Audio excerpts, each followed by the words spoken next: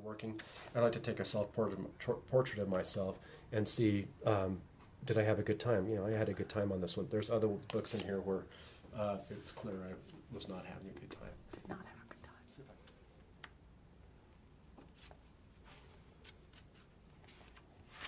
That was one of the salon meetings. Oh yeah, our breakfast meetings when we get all Dixon. jacked up on coffee and conversation and yeah. Sometimes I leave there and I can barely get on my bike and stay on it. I'm just like I go back to the office and I'm just really, like, I get a lot done. I'm in a they're great like, mood. were you with those people again?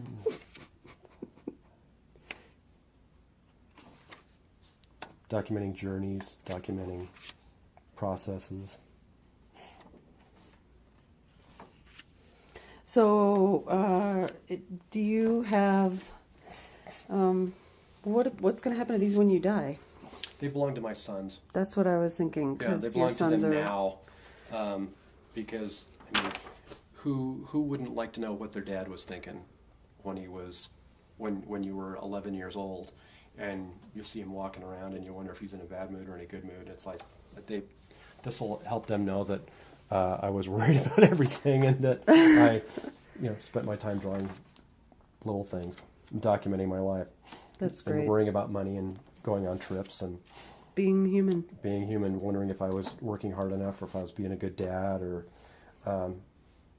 So what's the writing? What are the little, like the short bits? So those thoughts, like, am I being a good dad, or things that you think about? Or this was remember? actually a journey, and I really like documenting journeys. I was a speaker in Cleveland for the AIGA. They asked me to come out and talk about journals and talk about being a designer, and it was fun to like start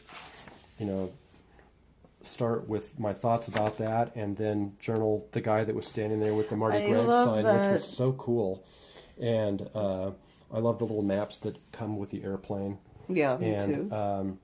I had some time to draw a gate that was outside of my hotel, and these two gals were charged with the care and feeding of the speaker, so they drove me around and entertained me, and they wanted to put Cleveland in the best light, and I had a great time. And again, the documentation of the travel and what's on the airplane and what you see when you're driving around, and business cards from restaurants. It's great stuff. And even looking at it now, I can just remember how tickled I was to be the guy that they were waiting for, and the guy that was the speaker, and you're the visiting dignitary. Being the visiting dignitary, and that Yep. I was in the storefront, and Wow. Right down to the airports and the stickers that were on my fruit, and just all the little things. It was a gas, and I don't want to forget that kind of stuff. Well, the thing is, those are little things, and they are part of the mundane, and they're scraps that people just throw away as trash. But for someone like you and me, who is enamored with the mundane and documenting that, they're precious documents. It's exactly right. There's a creek that runs by our house, and we ride my sons. We ride our bikes out, and there are these two patches that grow out of the creeks, and they have grass and things like that on them. So I named one of them Maxwell Island after one of my sons, and the other one is Nicholas Island. And we came back, and somebody had referred to one island as Moss Island, and Nick, my 7-year-old, came back and drew this drawing that said, Moss Island is Nicholas Island. And he drew it with all the fauna and flora coming off of it. And it's a treasure. I don't want to lose track of stuff like that. Yeah, that's a story. These are pieces of story. Not having a good time. Bad seat on the plane. No, it looks like I'm coming back from a bad meeting, and it looks like I've been poisoned. Oh, yeah, you look mad. Anything else you want to share about your journals, your process with that? Getting together with this group and meeting with you guys has really been a shot in the arm, and it's one of those things that's like being a teenager and realizing I'm not so weird after all for doing this, and that there's this little group of weirdos, and kind of like Beautiful Losers, if you've seen that movie, it's fun, and it's a good thing to do, and it's not wasted time. And the more time I spend doing it, the more I get out of it. And even right now, we do postcards in my office all the time. And right now, the employee that I put in charge of those postcards asked me if she could look at my journals and make something up.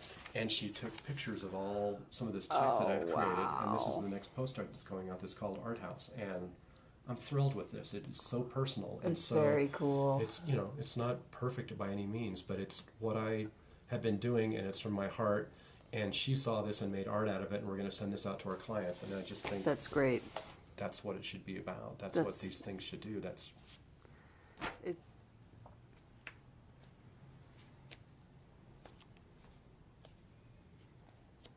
I mean, I record process with these a lot too. This was this spaceship I made for my kids to play in. And that was the original sketch and how it all came together. And then I documented building it. that's great. And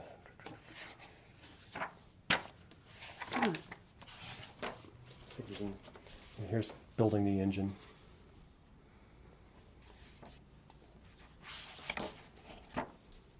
And again, it offends my sensibilities not to have this all on one page. And here's the finished piece with my kids inside of it. Whoa. The cardboard spaceship. Wow. That's great.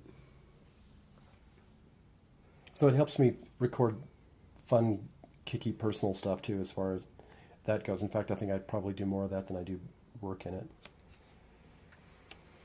Well, it's like your life, there's, your creativity does not stop at work. Your life and your art and your work are intersecting in this journal.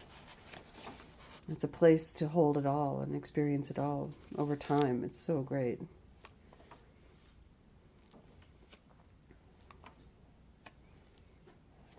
This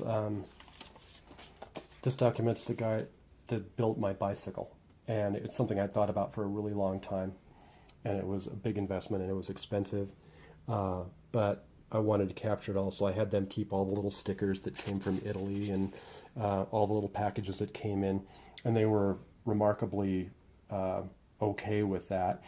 And when it was all done, I had him sign the page, and I took pictures of him while he was building it. It was very fun, and I was really happy to capture that 2 or 3 days that he spent building this. So I always have this, and I can remember how his bike shop smelled and how it looked, and how wound up I was about getting the bike. If you were giving some encouragement to people who might be starting to keep a journal or wanting to be more creative, what would you say to them? What would you want for them?